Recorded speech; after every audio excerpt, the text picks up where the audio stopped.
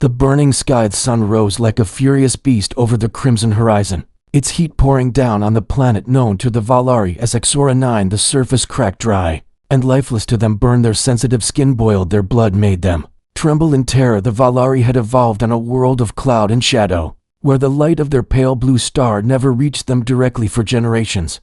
They lived under thick atmospheric cover, building their cities underground, only venturing out under moonlight or through protective shade. And when they landed on Exora 9, a world rich in resources, but cursed with brutal unfiltered sunlight, they had no choice but to dig again. They carved caverns beneath the crust, avoided daylight like it was death, and waited for their machines to mine slowly and safely from the dark pit. Then came the humans. It started with a glint in the sky, a massive silver vessel, cutting through the atmosphere like it had no fear and no need to slow. The Valari watched in silence from their deep halls, their cameras blinking nervously, their sensors warning of exposure to radiation, but the humans did not seem to care. The ship landed in an open plain, wide and exposed, right under the furious sun. And then the doors opened, and they came up the walked the Ranthi Laffy under that killing light. They did what no Valari could dream of doing. One human raised his hand toward the sun, tilted his head, and just stood there, breathing in as if it gave him life. The Valari monitors began to beep furiously, warning of lethal rays of danger. But the humans were unaffected, not blistered, not bleeding, not blinded. Commander Tevel of the Valari High Colony stood before the viewing screen, his skin pale, his eyes sunken with age and fear. He whispered to no one in particular. They are immune. His scientists tried to offer theories. Maybe the humans wore invisible shields. Maybe they used nanotech. Maybe they were simply mad, but none of it made sense. The heat levels were above what Valari tissue could handle. The ultraviolet exposure would peel them alive, and yet the humans simply continued setting up structures, planting flags, unfolding machines with mirrored wings and heating coils that ironically gathered more sunlight. Not less evil summoned the council. They watched the footage silently, a group of pale figures in long robes, flickering eyes, all seated around a hollow table, where the image of the human landing played in endless. Lupone counselor leaned forward, her voice brittle. Do they even know what this place is? Tevel replied. They named it Soulless Field. They named it after the sunroom fell cold despite the deep fires that warmed their underground halls. Valari had chosen Exora 9 for its resources and avoided the surface to mine in safety.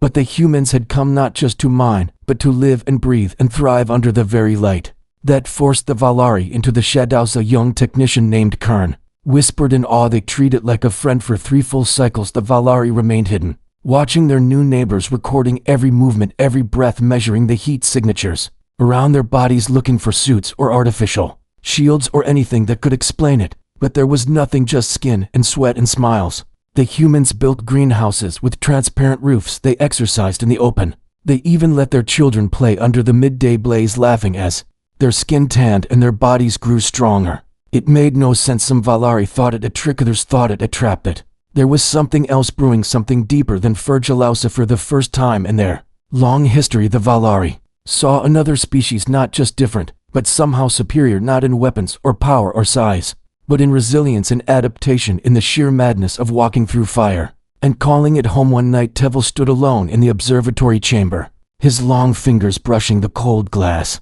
As he watched the humans once again gathering under the setting sun, they sang together round a fire, their shadows long against the fading light. Closed his eyes and remembered his own childhood stories of the burning sky, of the light that punishes, of the legends told to Valari children to fear the golden flame above. And here stood humans basking in it, glowing in it, loving it. He turned away from the screen and said to himself quietly, we may not be the masters of this world after Alan. As he walked away, the camera outside caught a single frame, a human looking directly at the hidden lens, Malingus, if he knew he was being watched, us. If he welcomed it. Sun kept rising. Valari kept watching, and the question burned in their minds like the sky above. What are these creatures who do not fear? The Flamith answer had only just begun to reveal itself, and soon the Valari would be forced to face it. Humans were not just survivors, they were children of the fire, and the fire had come to stay. The observation beneath the surface of Exora 9. The Valari tunnels buzzed with quiet panic and fascination. Every wall screen in the observation quarters displayed human activity in real time, showing their strange patterns, their unexplainable comfort in the heat that melted Valari steel and peeled Valari skin. The scientists worked non-stop, analyzing every move. The humans made the sound of fingers tapping. Crystal interfaces filled the deep halls while the older scholars debated in whispers if the humans were genetically engineered, or perhaps even born on stars closer to suns than any species should endure. Kern, the young technician, had barely slept into rotations, his pale eyes fixed on the human children skipping over sunlit rocks. The heat sensor screamed warning after warning, and yet those children just moved with bare arms shining with sweat and joy. Their laughter sent chills through Kern's bones. He turned to his superior and asked the same question again. How do they do it, Dr. Civil? The lead exobiologist adjusted his translator node and replied the same way they did yesterday. They simply survive it. Valari tried to understand it from a biological angle. They took long-range scans of human skin, discovered strange compounds in the outer layers, something that reflected radiation-absorbed heat, and healed with unusual speed. Deeper scans showed high water retention, efficient cooling systems, muscle fibers that repaired almost instantly, and a heart that pumped with such force it could support exertion under extreme pressure. Civil wrote his report and titled it Species of Light. Still many refused to believe the data. They thought it was camouflage or hidden tech, perhaps even spiritual nonsense. They do not believe in the sun, some elders hissed. They worship it. That idea struck Tevel harder than most. Returned to the observatory chamber alone and watched the footage again, this time zooming in on the human rituals. Each evening they faced the horizon and waited in silence as the sun dipped low. Many knelt, some held hands, some raised what looked like food toward the fading light. And Tevel wondered if this was worship or something deeper. But as much as the Valari tried to remain passive observers, one thing broke the boundary. A Valari scout named Leonard took a risk. To Grage had volunteered for a cloak mission, meant only to plant deeper sensors closer to the human camp. It was supposed to be a simple task. In the early dawn, just before full sunlight, she slipped above ground, wearing triple-layered shielding robes and a device that cooled her core. But the sun rose faster than expected. Sensor spike was detected by the humans, and within moments their drone swarmed the region. Leonard panicked. She ran for the caves, but collapsed from the exposure. The heat cracked her robe and her inner membrane began to burn. She screamed once before blacking out, and in that moment the human scout found her. Instead of leaving her to die, he picked her up. He carried her back to their camp in full sun, his body shimmering with heat, his breath heavy but steady. And as Leonard faded in and out of consciousness, she saw his face, sweat streaming down, eyes squinting against the light, and still he smiled, as if carrying a burning. Valari was just another day. The Valari command center went into emergency lockdown. Tevel was silent, his thoughts racing. Would the humans dissect her? Would they interrogate her? Would they retaliate for the spying? But none of that happened. Leonard woke up in a cool tent, wrapped in strange fabric, being fed with fluids through a device attached to her arm. Her skin was treated, her burns soothed with human medicine, and a small human female sat beside her, speaking soft words that the translator slowly learned. You are safe, she said again and again. When Leonard returned to the Valari base days later, escorted by humans, no less, she was changed, not just physicalish, stood in front of the council, trembling not with fear, but with something harder to explain. She described their camp, the way they moved in daylight, how they used the heat instead of fearing it, how their shelters cooled through natural airflows, and their clothes were designed to release moisture rather than trap it. But more than anything, she described the man who carried her was not a soldier, not a doctor, just a technician like her. And yet he ran into death to save someone he did not know, someone his people had been watching. Like Anna Mausch paused in her report and said something that no Valari had dared. Maybe they are not the ones who should be afraid of us. Silence fell on the chamber. Tevel stood and looked at the gathered elders. We have spent years hiding from the light, building our world in fear, while above us walks a species who call the fire their friend. What happens when they realize we are down here? What happens when they wonder why we hide? Nobody answered. The next day, Kern received a direct order: build a communication probe. You are going to speak to them. Contact. The morning sky over Exora 9 was a blazing wall of golden fire, casting long shadows over the human outpost as the sun climbed higher, and the ground steamed under its intensity. The Valari watched from their hidden depths, every movement recorded, every sound studied. But today something was different, something unplanned. The humans had sent no mining parties, no drones into the wild. Instead, they stood gathered around a tall pole planted deep into the earth with a symbol atop it, a silver banner with a burning sphere at its center. It was a Messiga. Tevel stood silently in the observation chamber, his mind calculating possibilities, his fingers twitching against the control panel. Beside him, the Valari had spent cycles learning about this strange race, but the humans had beaten them to the punch. They had seen the scout, they had saved her, and now they had declared their presence not with war, but with symbols in the surface. The human technician who had rescued Leonard stood near the edge of the sun shield, watching the open plain. Where the signal drone had first appeared, beside him stood his superior, a woman named Sarah Hale, who held a calm expression despite the tension hanging in the air. "They know we are here," Hale said. Her voice steady. He nodded. "Maybe they have always known." She turned to him and smiled. "Not everyone can hide forever, not under this kind of light." Back below ground, Kern activated the probe. The small oval device hovered up a narrow shaft and emerged onto the rocky field just outside the human base. It blinked once, then projected a holographic message in universal code. "You are the Valari. We seek understanding." For a long moment the humans stood still. Then one of their drones flew forward, scanned the probe, and returned silently. Hours passed. Then a single human stepped into the open.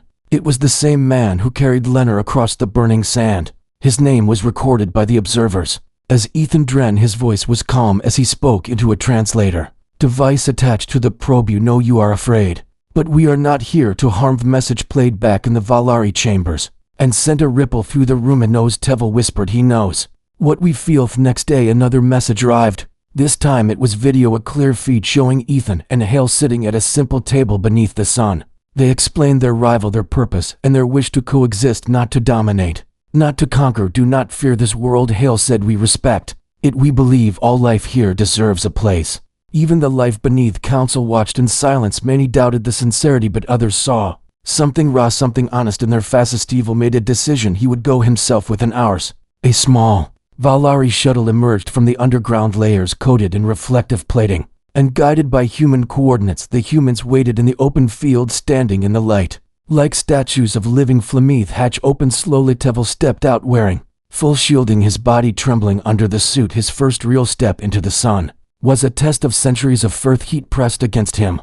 The light pierced even the reinforced layers, but he stood and took another step and another until he reached them. Hale stepped forward and extended her hand. Tevel stared at it, unsure of the gesture. Ethan nodded. "Once it means welcome." With a slow motion, Tevel lifted his gloved hand and touched hers. It was the first contact. They sat under a portable shade, humans on one side, Valari on the other, and spoke of histories, of origins, of suns and skis. Tevel listened as Hale described Earth, a planet where sunlight was not feared but chased, where people tanned and played and even worshipped in the golden glow, where children drew pictures of the sun with smiling faces. Could hardly believe it. "Where we come from," he said, "the sun is a warning. The old stories tell us that light burns truth too bright to look upon. Then you will understand," Hale replied. "Why we learned to face it anyway." Shared stories of deserts, of ancient travelers who crossed oceans of sand, and soldiers who marched under blazing skies, of explorers who tamed the fire one step at a time. And then she said something that stayed with him. "Sun does not punish or protect, it simply is, and it is we who choose to hide or risk." That night, as the stars replaced the flames above, Tevel returned to his chambers and removed the outer layer of his suit. For the first time, he let the inner air touch his skin, and for the first time he dreamed not of shadow, but of light. In the days that followed, Valari scientists met with human engineers, exchanging data, comparing biology, and trying to understand each other in a new language, not of fear, but of cooperation. Yet not everyone in the Valari halls accepted this new path. Whispers spread among the elders, who believed the humans were manipulating the young, that they used the sun as a weapon of influence. Ian of them said, "If they survive the flame, what else do they survive?" Another added, "Perhaps they are not children of the sun, but forged in something worse." The seeds of doubt began to sprout even as peace grew above, and in the silence between steps the future waited. The revelation. The wind blew hot across the open plains of Exora 9, stirring dust that glittered like crushed stars under the relentless light of the twin suns.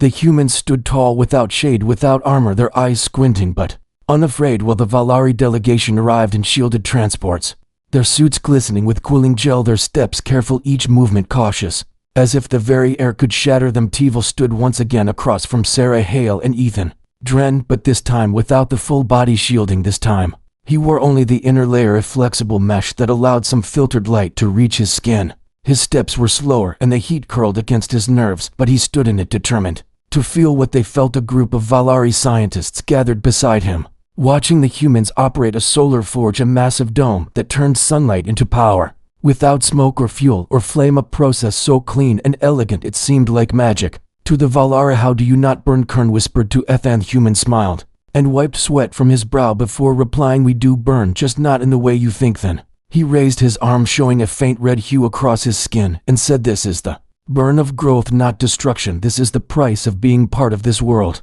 The Valari watched as a young human girl ran across the field barefoot under the brutal light. She laughed, stumbled, rolled, and got up again. Her skin gleamed with heat, but her spirit remained bright, like she belonged to the sun itself. Dr. Civil approached Tevel, his voice low and full of awe. "Their biology is madness. It is as if their bodies evolved, not to hide from pain, but to grow stronger through it. Their skin darkens instead of peeling. Their cells regenerate at a rate we cannot match. Their bones become denser the more strain they endure." I paused, then added, "I think they became what the sun demanded, not what comfort." Aloidevil thought about that phrase for a long moment, then turned to Sarah Hale and said, "We once believed the sun to be the final trial, the punishment for arrogance in our stories. The sky burned because the gods had been defied." Sarah tilted her head and said, "Perhaps your stories were not wrong, but maybe the trial was not punishment. Maybe it was a gate." Ethan stepped forward then and motioned toward a gathering of human children and adults sitting around a strange object in the middle of the field, a circle of stone,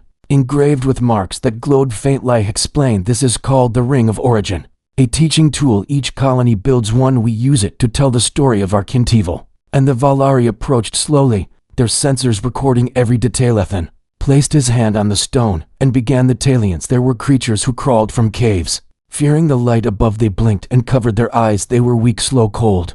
The sun tore at them every day, and yet they stepped forward again and again. It continued. They built roofs, but then tore them off. They made covers, but then discarded them. They stood under the sky and took the heat, took the pain, and learned to live in it. They died many times, but those who stayed, those who adapted, they became much. Looked up at the Valari and said, "Your people hid from the flame.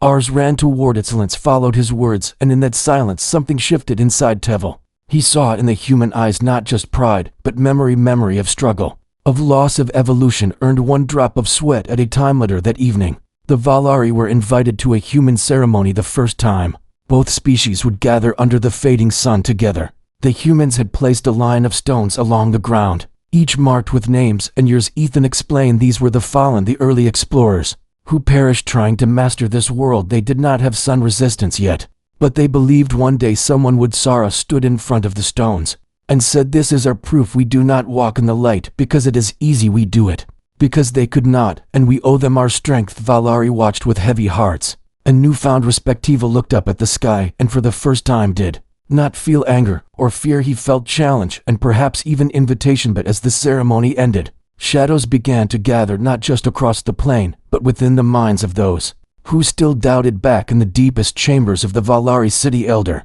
voices murmured about the danger of influence, the threat of submission.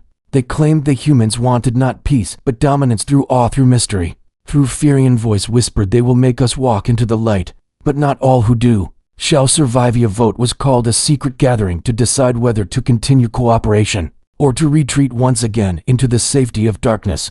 Unaware of the storm building below, the humans continued to teach, to share, to open their city's truth had been revealed, but not all truths bring peace. Some truths bring trials of their own. Trial of Fereth. Twin suns flared hotter than usual. That cycle, the skies above Exora 9 shimmered with unstable energy, and human satellites detected an approaching solar storm unlike any they had recorded before. Alarms echoed through the open camp as engineers scrambled to raise temporary shields over their equipment while medical units were prepped and drones sent alerts to every crew member on the surface. Sarah Hale stood at the command center, her jaw tight, her eyes fixed on the rising radiation indexes. Ethan Dren was already moving across the outer perimeter, checking the anchors of the sun shelters, alongside several human technicians. But it was clear that this storm would test everything in the underground Valari chambers. Panic spread quickly. The solar data shared by the humans showed that the flares would send waves of intense radiation, stronger than anything in recent years. Even the protective tunnels would shake under the pressure. The elders gathered once more, some demanding immediate shutdowns, others calling for a retreat back to the deeper zones far from the human. Linestavel stood in the center of it, all silent until he raised his hand and said, "We cannot run from the sky forever. This is the time we face it." Council fell into an uneasy hush. Who continued, "If they stand and survive, then so can we, and if they fall, then we have nothing to learn from them. But if they stand and we hide, then what does that say about you?" Eskern looked up from his console, his face pale but eyes burning with something that had not been there before, hope or maybe pride. Within hours, a joint human Valari emergency plan took form. Humans sent reinforced suits and medical supplies down through the Valari tunnels, while a few brave Valari volunteers prepared to join the humans on the surface to observe the storm firsthand. Leonard was among them. Stood beside Ethan, wearing a new adaptive suit designed by both species. It shimmered with layers of reflective scales, built from Valari tech merged with human polymer. She adjusted her visor and said, "I will not hide again." Ethan nodded and passed her a data slate. "Watch the readings closely. The flares can spike in waves." Sudden bursts above them. The sky turned into a cauldron of golden fire. Waves of heat pushed downward, distorting the air. The solar flares struck with a silent fury. Electromagnetic pulses surged across the plain, and the first sun shield cracked from the stress pit. The humans held their positions. Drones zipped through the air, creating emergency shade zones, redirecting energy toward battery vaults. Ethan and Leonard ran from point to point, securing exposed supplies, helping lift fallen equipment, evacuating a group of younger engineers from a collapsed station. Valari watched through streaming feeds, their hearts thundering, their breath caught as they saw one of the energy barriers falter near the southern ridge where a small outpost of both species had been set up. A young Valari named Rin was stationed there, observing soil samples. When the warning came too late, the barrier shimmered and failed, and the radiation wave hit the site full force. Rin fell screaming, his suit unable to hold the sudden spicient. Then through the fire Ethan came running and lifted the young Valari without hesitation, shielding him with his own body, sprinting through the burning gusts, his back glowing red as the light seared his armor and his face contorted in pain. But he never stopped. He crashed through the next barrier and collapsed with Rin still in his arms. Medical drones descended from both camps within moments, hauling both of them to safety. Ethan was barely conscious, skin blistered, but alive. Rin opened his eyes in a daze and whispered, "Why did you not let me fall?" Ethan smiled weakly and said, "Because you would have done the same." And something in Rin's face changed. Something in the Valari watching Changed. When the storm finally passed, the land was scarred. The camps damaged. The sky slowly returned to blue, but what remained was not destruction. It was proof that humans did not fear the sun, not because they were immune, not because they were powerful, but because they refused to be ruled by fear itself. Tevel called an open assembly. Days later, both Valari and humans stood together as the council reviewed what had been witnessed. "Had once believed the light to be our enemy," Tevel said slowly, "but now we understand the truth the light reveals. Who we reigned in the trial of fire. We saw them not as conquerors, but as companions." Stepped down from the platform, removed the last layer of shielding from his robe, and stood bare-faced beneath the soft light of morning. Many followed Eden. By one, Valari stepped out into the open air, their suits thinner, their steps slower, but no longer afraid. The trial of fire had ended, but something greater had begun. The awakening, it began with one building, a single silver tower, constructed by human engineers and Valari architects, rising from the edge of the valley where light poured endlessly. From the sky it gleamed with purpose, a symbol not of conquest, but of unity. Its walls designed with cooling veins that shimmered in the heat, and solar panels that glowed like scales of a living beast. They called it Soulspire. From this place something new began inside Soulspire. Valari children sat in classrooms flooded with filtered sunlight, while human instructors taught them about biology, chemistry, and the story of Earth. Images of deserts and mountain ranges flashed on walls, and the children stared with wide eyes, not in fear but fascination. One small boy named Island reached out to touch the glowing image of a sun above the Sahara, and whispered softly, "They used to say this was death." A human teacher named Morgan knelt beside him and replied, "Maybe it still is sometimes, but sometimes death teaches us how to live." Below the tower, in the halls of the research wing, Dr. Civil walked with Sarah Hale through laboratories where Valari and human scientists worked side by side, skin tones and languages mixing as naturally as breath. They tested materials, blended chemical formulas, and studied solar absorption in both species, comparing data with wonder and respect. Civil paused near a glass dome filled with engineered plants, each one fed entirely by sunlight. "These will change everything," he said. "Our crops used to grow in shade, slow and weak. Now look at them." Sarah smiled. "Your people are stronger than they thought." That evening, as twin suns sank into golden haze, Tevel stepped onto a raised platform built at the heart of the first joint city. The streets below, still rough and half-formed, glowed with soft lights, solar-powered, silent and clean. Around him stood hundreds of Valari faces, upturned, eyes wide, some still wearing protective hoods, others brave enough to stand bare-faced in the light. Humans stood among them, mingled without lines or walls. Many wore Valari-designed sunwraps, gifts of culture and friendship. Tevel looked at the crowd and spoke. "There was a time when we believed the light was our enemy, that to walk in it was madness.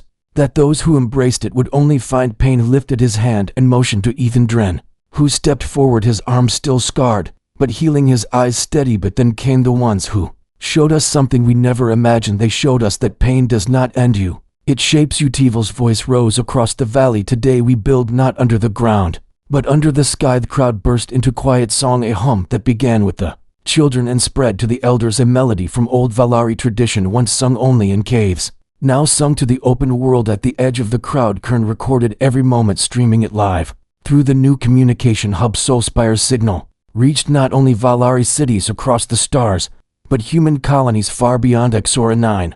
The story was no longer local, it had become legend. A new ceremony was born. The Rite of Radiance held every cycle beneath the open sky, where humans and Valari stood together, bathed in the light they once feared. Children drew on sun-charged walls, painting their dreams of new cities, creatures that thrived in daylight, ships powered only by starlight, bridges of glass and fire connecting worlds. Inside the medical bay, Leonard worked with human doctors, studying the effects of slow sunlight exposure on Valari cells. They discovered new proteins triggered by warmth, dormant for centuries. Your people have more than fear inside them, one doctor said. They have potential. She nodded quietly. It just needed light to wake it up. Not everyone adjusted quickly. Some still wore full shielding, others still flinched at dawn. Some elders refused to step outside altogether, but even they could not deny the shift that had begun. The city of Soulspire grew, expanding into sun-fed fields, where new structures rose from the land, clean, angular, and bright, human technology infused with Valari design. Strong,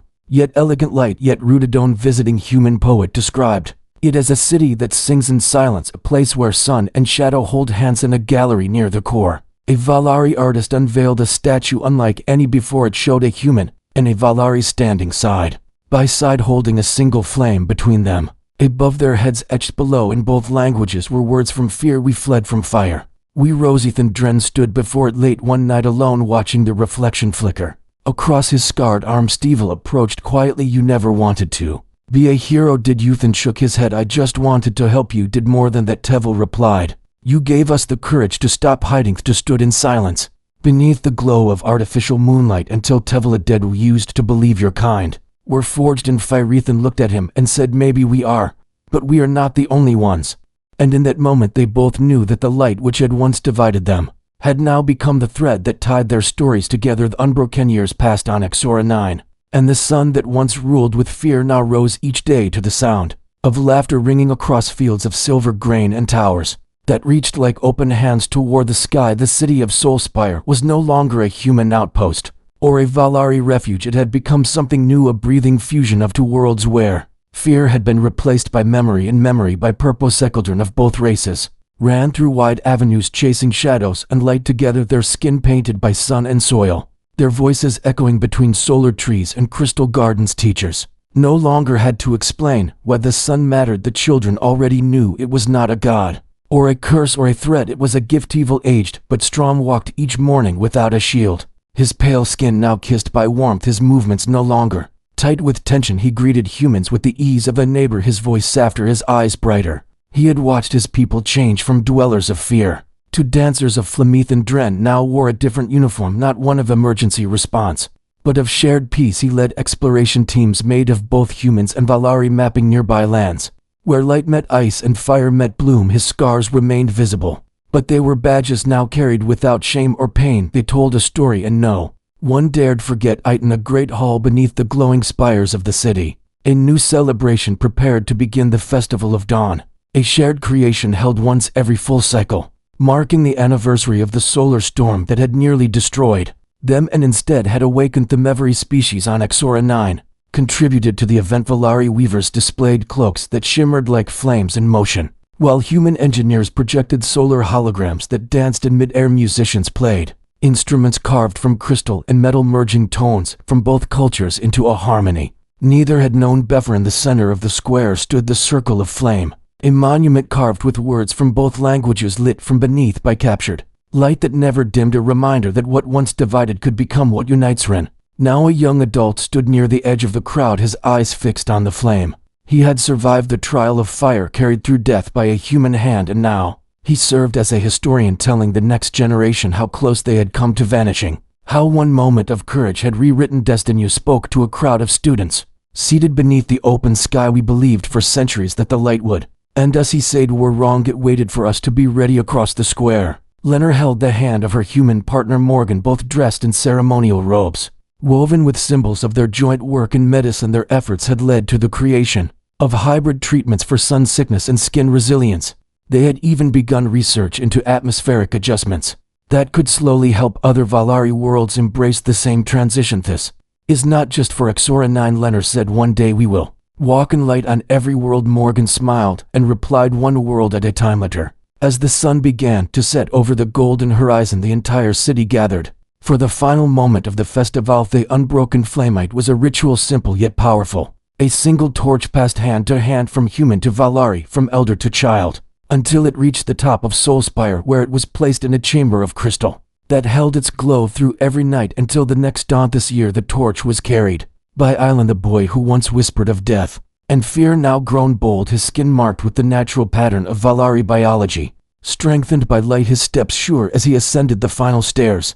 He placed the torch into the chamber and turned to the crowd, his voice strong. Do not hide anymore, you are not afraid. War unbroken. The crowd erupted in a chorus of sound, a mix of Valari tones and human cheers, voices lifting into the twilight sky. Not as two peoples, but Ani, as the stars returned to the heavens above. Exora 9 glowed from below like a second constellation, not of cold light, but living warmth. Tevel watched it all from a balcony high above his heart, steady, his mind at peace. Beside him, Ethan Dren leaned against the railing, looking down at the city they had helped create. Do you think they will remember? Ethan asked quietly. Tevel nodded. They must, not because of us, but because of what they reigned. What are they? Ethan asked. Tevel smiled. They are the ones who walked into the fire and invited us to follow on, so it ended not with war or ruin, but with a sunrise. Shreed, a world once torn by fear, now united by light. A people once broken, now standing tall together. For children of the Flame, when the archives of Exora 9 were finally opened to the stars, the first file they transmitted was not a war report, or a scientific document, or a treaty of power. It was a story written in both Valari and human tongues, carved onto crystal slabs and preserved in light. It told of a time when fear ruled beneath the soil, when the sun was a god of fire and death, and how one people came walking through that fire, not with weapons, not with commands, but with open hands and unshaken hearts. Story was sung more than it was spoken. They came from a blue world. They came without fear. Their bones carried heat, their eyes held storms. They looked at our god of punishment, and they smiled. And when we watched them, we called them mad, but we watched longer and saw something greater. We saw Corrigan. In every corridor of Soulspire, murals now covered the walls, each one painted by children, their visions raw and strange and beautiful. One showed a Valari and a human standing at the edge of a sun, the flames curling around them, and yet they stood unto Shednet because they were immune to it, because they stood together. Generations passed, but the fire did not fade. It moved through their veins, their art, their science, their voices. The cities grew outward and upward, towers like mirrors catching sunlight and reflecting it into every dark corner of the land. Valari no longer told their children to hide from the dawn. Instead, they opened the shades and sang their morning hymns in tune with human drums and strings. No more tunnels, no more shadows, no more silence. Yon, child born of both bloodlines, walked through the great library and whispered to the flame crystal, I am not half of either. I am full of both. And the flame pulsed in answer. A traveler from another star once visited the Soulspire city, and when asked what he had seen there, he said, I saw a people made of dust and fire and steel, who no longer fear the sun because they became it. They are not conquerors, not survivors, not builders. Alanathi are the children of the flaming. They are unbroken. They are forever the end.